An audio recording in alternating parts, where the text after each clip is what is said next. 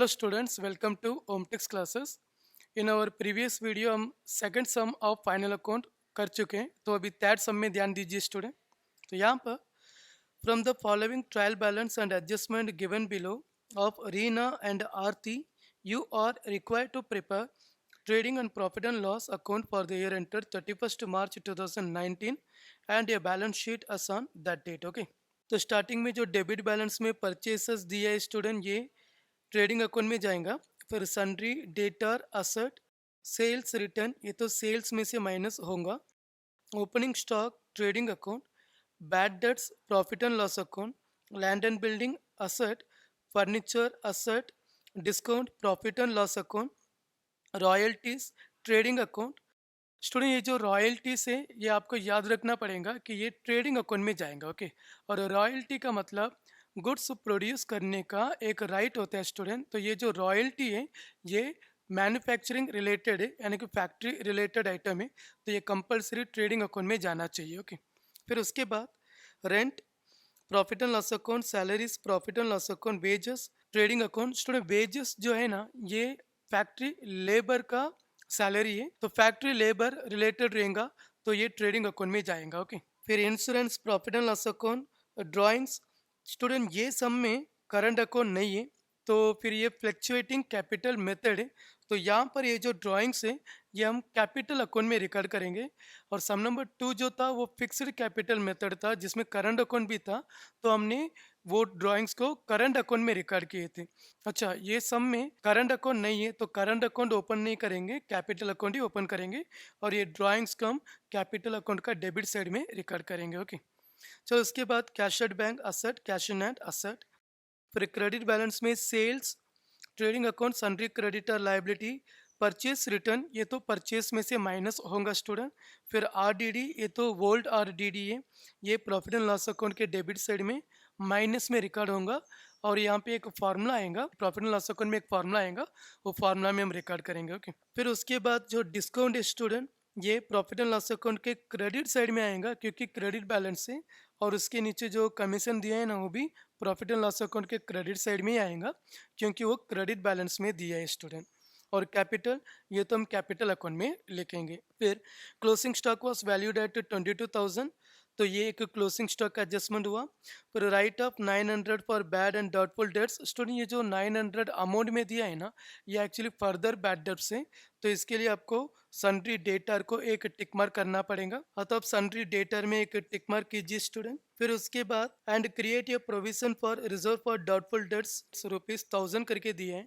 Actually ये जो 1000 है ना स्टूडेंट ये परसेंटेज में देना चाहिए था, लेकिन यहाँ पे अमाउंट में दिए हैं, चलेगा। डेटर में और एक टिक मार्क कीजिए स्टूडेंट, लेकिन provision for reserve for doubtful debts ऐसा रहेगा, तो ये न्यू आरडीडी हो गया, तो ये भी हम रिकॉर्ड करेंगे। तो उसके बाद create a provision for discount on debtor, तो डेटर में और एक टिक मार्क आएगा, लेकिन ये डिस्काउंट ऑन डेटर है स्टूडेंट, और क्रेडिटर के ऊपर भी दिए है, डेटर में 3%, क्रेडिटर में 5%, तो डेटर में एक टिक मार्क और क्रेडिटर में एक टिक मार्क। स्टूडेंट, अभी डेटर में एक्चुअली 3 टिक मार्क हुआ, एक तो फर्दर बैड डेट्स और एक न्यू आरडीडी और एक डिस्काउंट ऑन डेटर, तो 3 टिक मार्क है, तो हम इनर कॉलम में लिखेंगे असेट साइड में डेटर का अमाउंट, और उसी के नीचे हमें 5 लाइन छोड़ना पड़ेगा। ओके स्टूडेंट, तभी जाके वो 3 एडजस्टमेंट हम कर सकते हैं। और उसके बाद आउटस्टैंडिंग एक्सपेंसेस वेजेस, वेजेस में एक टिक मार्क आएगा, फिर सैलरीज में भी एक टिक मार्क आएगा। फिर insurance is paid for 15 month with effect from 1 April 2018। Actually 1 अप्रैल 18 से 31 मार्च 19 तक एग्जैक्टली 12 मंथ हो रहे स्टूडेंट, तो 12 मंथ के लिए करना चाहिए, लेकिन इन्होंने 15 मंथ के लिए किया है, तो एक्स्ट्रा किया है, तो 12 के बाद 15 अगर आप गिनेंगे ना तो 3 महीने का प्रीपेड हो गया, तो ये प्रीपेड एक्सपेंसेस है, तो वो कैलकुलेट करेंगे हम। अभी के लिए इंश्योरेंस में आप एक टिक मार्क कीजिए स्टूडेंट, ये प्रीपेड इंश्योरेंस है। ओके, फिर उसके बाद depreciate land and building at the rate of 5%, तो लैंड एंड बिल्डिंग में एक टिक मार्क आएगा। फिर उसके बाद Reena and Aarti sharing profit and losses in their capital ratio, तो ये दोनों अपना कैपिटल के हिसाब से शेयर करेंगे, और यहाँ पर कैपिटल दिया है कि 50,000 30,000, तो 50,000 इस टू 30,000, ये रेशियो के हिसाब से जो भी प्रॉफिट मिलेगा नेट प्रॉफिट वो पार्टनर्स शेयर करेंगे। तो यहाँ पर अगर आप 0 0 कैंसिल करेंगे ना, 4 0 4 जीरोस कैंसिल किए ना, तो ये रेशियो पता चल जाएंगे कि 5:3 में प्रॉफिट लॉस को शेयर करेंगे। सपोज अभी ये 8 रुपीज़ का प्रॉफिट हुआ तो उसमें 5 रुपीज़ फर्स्ट पार्टनर लेके जाएंगे और 3 रुपीज़ दूसरा पार्टनर लेके जाएगा। ओके स्टूडेंट, तो ये 5:3 को आपको उधर लिखना पड़ेगा कि सेवन्थ एडजस्टमेंट में कि कैपिटल रेशियो को अंडरलाइन करके आप लिखिए कि 5:3। और ये रेशियो हमें कहाँ से मिला स्टूडेंट? कैपिटल में से मिला। ओके, चलो ठीक है, अभी सम स्टार्ट करते हैं स्टूडेंट्स। स्टूडेंट हमारा बेसिक स्टेप नंबर 1, तो यहाँ पे आएंगे कि टू ओपनिंग स्टॉक, और ओपनिंग स्टॉक का amount 18,100 in the outer column. फिर उसके बाद basic step number 2, to purchases 35,500 in the inner column, क्योंकि इसमें परचेस रिटर्न भी दिया है। तो अभी हम परचेस रिटर्न को माइनस करेंगे, जो क्रेडिट बैलेंस में दिया है स्टूडेंट परचेस रिटर्न 500, वो अभी हम माइनस करेंगे इसमें से, माइनस रिटर्न 500 रुपीज़, तो फिर ये हो जाएगा 35,000। फिर उसके बाद basic step number 3, by sales, और सेल्स का अमाउंट भी हम इनर कॉलम में लिखेंगे कि 58,200 इन द इनर कॉलम। फिर एक लाइन छोड़ के अंडरलाइन करो। फिर सेल्स रिटर्न जो डेबिट बैलेंस में दिए है ना स्टूडेंट 1,000 रुपीज़, उसे माइनस करना पड़ेगा, माइनस रिटर्न 1,000 रुपीज़ माइनस किए तो फिर आपको मिलेगा 57,200 इन द आउटर कॉलम। फिर basic step number 4, capital account में जाके हम लिखेंगे कि बाई बैलेंस ब्रेक डाउन। फिर पहले रीना के कॉलम में हम लिखेंगे कि 50,000 और आरती के कॉलम में 30,000। फिर basic step number 5, to drawings, वो यहाँ पे आएगा कैपिटल अकाउंट के डेबिट साइड में, टू ड्राइंग्स, और रीना के कॉलम में 2,000 और आरती के कॉलम में 1,000। फिर लास्ट बेसिक स्टेप हमारे बैलेंस शीट के लाइबिलिटी साइड में हम लिखेंगे कि कैपिटल अकाउंट, फिर इसे अंडरलाइन करेंगे। फिर पहला पार्टनर का नाम रीना, फिर दूसरा पार्टनर का नाम आरती, लेकिन इनर कॉलम में एक अंडरलाइन करके छोड़ देंगे स्टूडेंट। ये अमाउंट हमें लास्ट में कैलकुलेट करने के टाइम में ये पार्टनर्स कैपिटल में से मिलेगा, तो अभी कुछ नहीं लिखने का। ओके, तो ऐसे ही रहेगा। चलो अभी हम पोस्टिंग करेंगे। परचेसेस हो चुका है, लेकिन सन्ड्री डेटर ये तो असेट साइड में जाएगा, तो असेट साइड में सन्ड्री डेटा, लेकिन सन्ड्री डेटर का अमाउंट 40,000 है, वो इनर कॉलम में आएगा और इसमें 3 टिक मार्क हैं, एक फर्दर बैड डेट्स, एक न्यू आरडीडी और एक डिस्काउंट के लिए। तो सन्ड्री डेटर का 40,000 अभी इनर कॉलम में लिख के हमें 5 लाइन छोड़ना पड़ेगा 3 एडजस्टमेंट करने के लिए। तो 40,000 अभी इनर कॉलम में आएगा and we need to leave 5 lines. Okay, फिर सन्ड्री डेटर के बाद सेल्स रिटर्न हो चुका है, ओपनिंग स्टॉक आ गया। फिर बैड डेब्ट्स, यहाँ पर एक फॉर्मूला में आएगा प्रॉफिट एंड लॉस अकाउंट के डेबिट साइड में कि to bad debts add further bad debts add new RDD और माइनस ओल्ड आरडीडी। ओके, और ये बैड डेट्स का अमाउंट अभी यहाँ पे दिया है 500 rupees in the inner column, और ये तीनों अमाउंट अभी मिलेंगे स्टूडेंट। चलो उसके बाद लैंड एंड बिल्डिंग, ये तो असेट साइड में आएगा, लेकिन एक टिक मार्क है तो इनर कॉलम में लिखना पड़ेगा 25,000 इन द इनर कॉलम, और एक ही टिक मार्क है तो ये एक लाइन छोड़ के अंडरलाइन करना पड़ेगा। फर्नीचर ये भी असेट साइड में ही आएगा, लेकिन फर्नीचर में टिक मार्क नहीं है तो आउटर कॉलम 20,000। डिस्काउंट ये तो प्रॉफिट एंड लॉस अकाउंट के डेबिट साइड में आना चाहिए, टू डिस्काउंट, और amount 1,000 in the outer column. Royalties ये तो ट्रेडिंग अकाउंट में आएगा, to royalties 700 in the outer column. Rent ये तो प्रॉफिट एंड लॉस अकाउंट में आना चाहिए, टू रेंट, और इसमें भी टिक मार्क नहीं है तो 1,900 in the outer column. Salaries, to salaries 3,000 in the inner column. Wages ये ट्रेडिंग अकाउंट में आएगा, टू वेजेस, लेकिन वेजेस में टिक मार्क है स्टूडेंट तो 800 in the inner column. Insurance, to insurance in the profit and loss account, लेकिन इसमें भी टिक मार्क है तो 1,500 in the inner column. Drawings ये तो हमारा बेसिक स्टेप नंबर 5 में आ गया स्टूडेंट। फिर cash in hand, cash at bank, ये दोनों असेट साइड में जाएगा, cash at bank, cash in hand 11,500, 2,000। फिर सेल्स हो चुका है स्टूडेंट। सन्ड्री क्रेडिटर ये तो लाइबिलिटी साइड में आएगा, और सन्ड्री क्रेडिटर्स का amount 25,700 in the inner column, इसमें टिक मार्क है स्टूडेंट, ये डिस्काउंट है वो हमें चार्ज करके माइनस करना पड़ेगा। परचेस रिटर्न हो चुका है, और ये ट्रायल बैलेंस में अगर आरडीडी दिया रहेगा तो ये ओल्ड आरडीडी है, तो ओल्ड आरडीडी यहाँ पे आएगा फॉर्मूला में, और ये माइनस में हमें लिखना पड़ेगा 800 माइनस 800। फिर डिस्काउंट ये तो क्रेडिट बैलेंस में दिया है ना, तो प्रॉफिट एंड लॉस अकाउंट के क्रेडिट साइड में आएगा कि बाई डिस्काउंट, और डिस्काउंट का अमाउंट 50 रुपीज़ दिया है स्टूडेंट, वो हम अभी यहाँ पे रिकॉर्ड करेंगे आउटर कॉलम। और कमीशन ये भी क्रेडिट बैलेंस है तो यहाँ पे आएंगे कि बाई कमीशन, और कमीशन का अमाउंट 250 करके दिया है तो ये आउटर कॉलम में आएगा। फिर ये जो कैपिटल है वो तो हमने पहले रिकॉर्ड कर चुके हैं स्टूडेंट। ओके, और एक बात, ये सब में एक्चुअली डिस्काउंट ऑन डेटर भी है और डिस्काउंट ऑन क्रेडिटर भी है।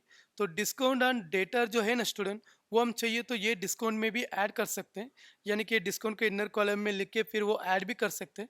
लेकिन ऐसा करने से अच्छा हमेशा discount on debtor discount on creditor आएगा ना, तो डिस्काउंट ऑन डेटर को सीधा तुम डेबिट साइड में लिखो प्रॉफिट एंड लॉस अकाउंट के, और लिख दो कि टू डिस्काउंट ऑन डेटर।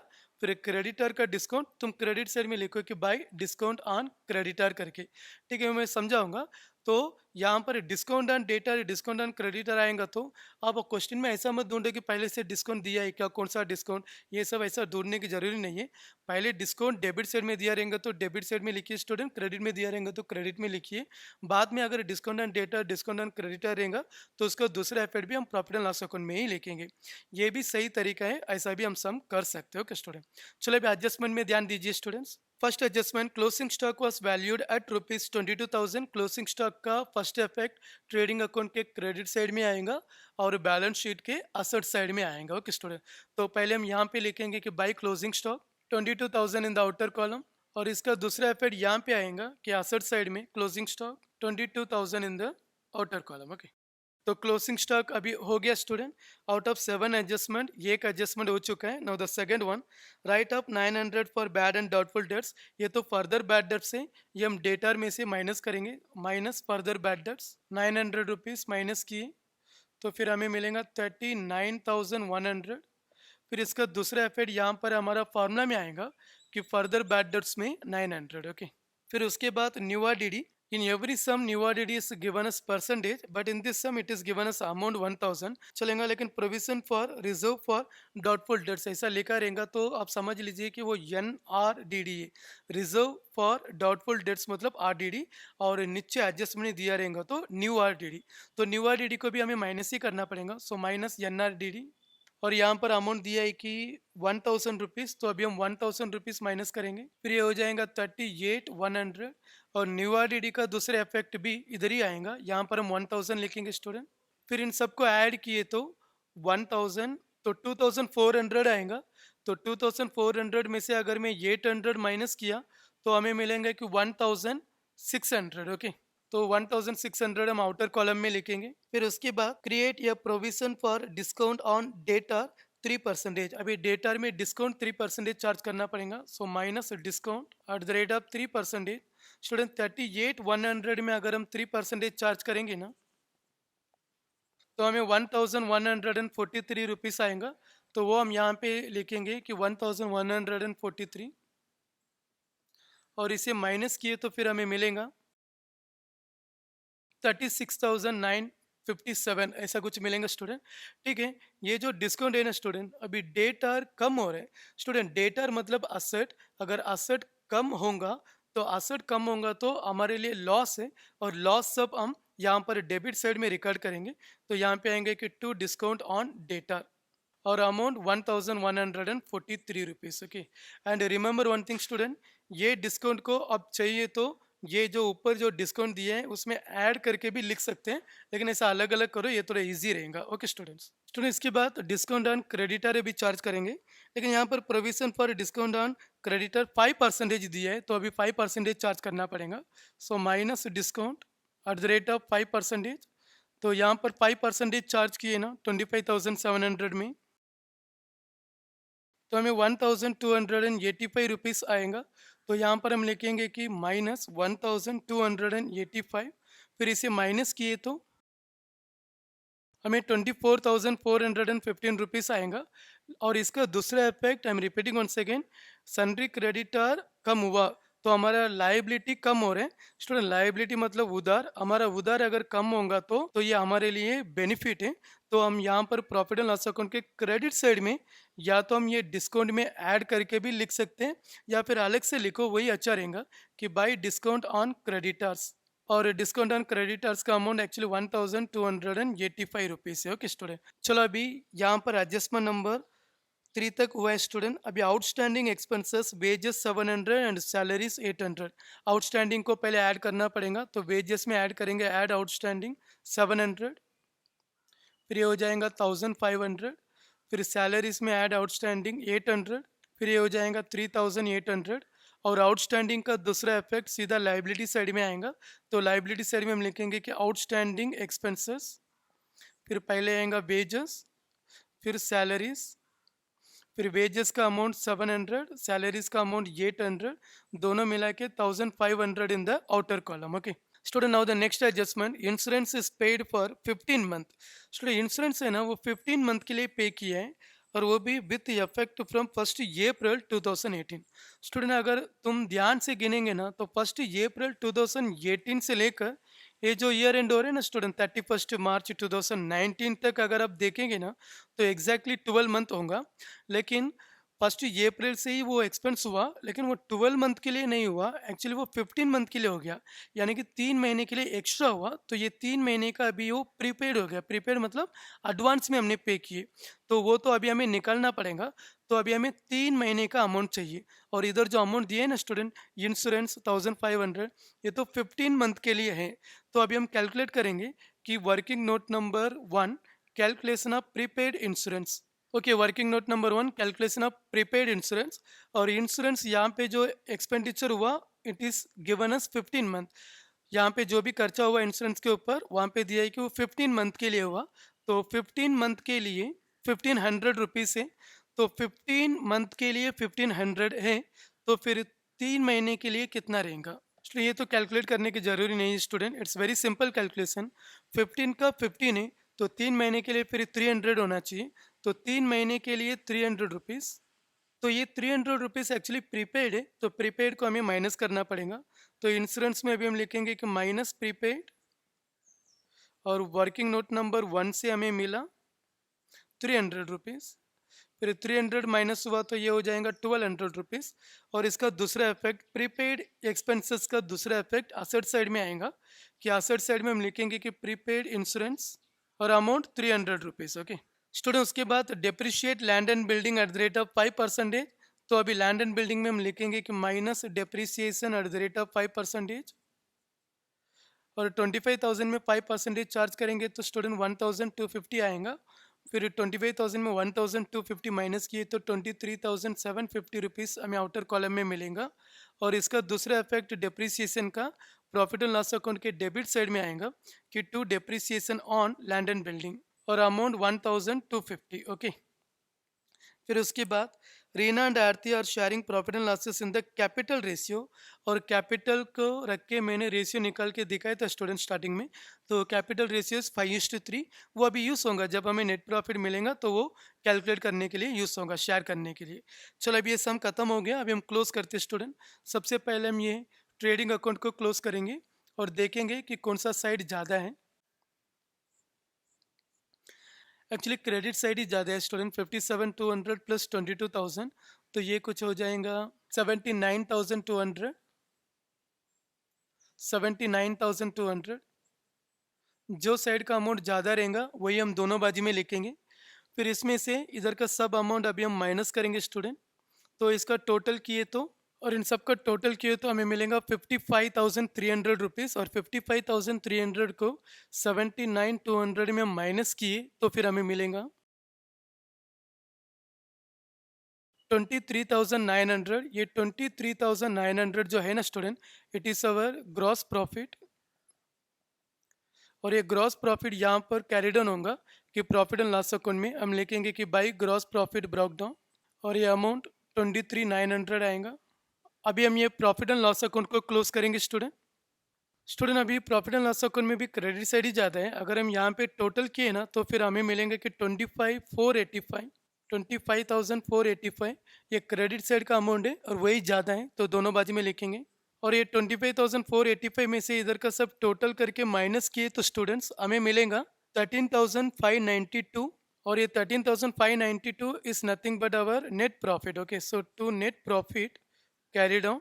और ये नेट प्रॉफिट यहाँ पर ब्रोक डाउन होगा कि by net profit broke down, लेकिन ये हमें डिवाइड करना पड़ेगा पार्टनर का कैपिटल रेशियो के हिसाब से। और पार्टनर का जो कैपिटल है वो तो 5:3 स्टूडेंट, यानी कि 50,000 30,000, तो उसका रेशियो 5:3 आएगा, जो मैंने ये सम का स्टार्टिंग में पढ़ाया था आपको। तो 5:3 में अभी हम डिवाइड करेंगे ये जो प्रॉफिट मिला है ना स्टूडेंट 13,592 ये रुपीज़ को। ओके चलो अभी ये 13,592 को हमें डिवाइड करना पड़ेगा कैपिटल रेशियो तो हमें मिला 5:3। 5:3 मतलब इसका टोटल 8 हो रहे हैं, तो पहले हम इसे 8 से डिवाइड करेंगे। तो 8 से डिवाइड किया तो 1699 मिला। अगर 1699 को पहले हम 5 से मल्टीप्लाई करेंगे तो 9 5 तो 8495 एक पार्टनर को जाएगा, फिर 3 से मल्टीप्लाई किया तो 5097 रुपीज़ दूसरे पार्टनर को जाएगा। स्टूडेंट 5:3 मतलब टोटल 8, पहले 8 से डिवाइड करो, फिर जो भी आंसर आएगा उसे पहले 5 से मल्टीप्लाई करो, एक पार्टनर का प्रॉफिट मिलेगा, फिर वही अमाउंट को 3 से मल्टीप्लाई करो, दूसरा पार्टनर का भी अमाउंट मिल जाएगा। ओके, चलो अभी हम यहाँ पे लिखेंगे कि 8495 और दूसरे पार्टनर का 5097। ठीक है स्टूडेंट, अभी यहाँ पर पार्टनर अकाउंट क्लोज करेंगे। तो सबसे पहले हम फर्स्ट पार्टनर का अकाउंट क्लोज करेंगे, रीना का अकाउंट। तो यहाँ पर 58,495 क्रेडिट साइड ही ज़्यादा है, तो वही अमाउंट दोनों बाजू में लिखेंगे कि 58,495। फिर इसमें से 2,000 माइनस हुआ तो 56,495 रुपीज़ आएगा। फिर दूसरा पार्टनर 35,097, 35,097। फिर इसमें से 1000 माइनस हुआ तो 34,097 आएगा। फिर ये दोनों के सामने 2 बैलेंस कैरी डाउन, और ये जो बैलेंस कैरी डाउन हमारा बेसिक स्टेप नंबर 6 में आएगा स्टूडेंट। तो सीधा यहाँ पर हम लिखेंगे कि 56,495 देन 34,097। फिर ये दोनों को ऐड किए तो 90,592 आएगा। अभी हम असेट एंड लायबिलिटी ये दोनों को टैली करके देखेंगे, अगर सेम अमाउंट आ गया तो टैली, नहीं तो सम रॉन्ग है, वापस से करना पड़ेगा। ओके, चलो देखते स्टूडेंट। अभी ये साइड का टोटल किए तो हमें मिलेगा 1,16,507, तो 1,16,507। वही आंसर इधर भी आ रहा है student, 1,16,507। Okay, so it is the tally amount of this wonderful question. इससे हमारा थर्ड क्वेश्चन भी हो चुका है स्टूडेंट।